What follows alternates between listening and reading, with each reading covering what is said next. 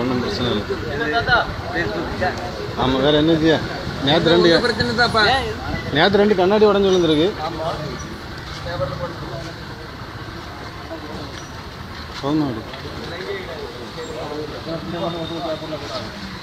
பேப்பரில் போட்டு அப்படியே ரோடை சரி பண்ண சொல்லுங்க. ஆமாம், அதான் ரோடு சரி பண்ணிக்கு தான், வேற மழை நேரம்ல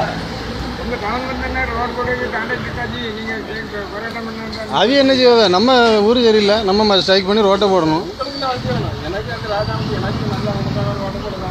ரோடு போடணும், இப்போ துணி காய போடலாம். வேணா ஒரு துண்டை காய போட்டு எடுத்துருங்க. பஸ்ல துண்டு காய போட்டதுன்னு ஒரு ரெக்கார்டு இருக்குது.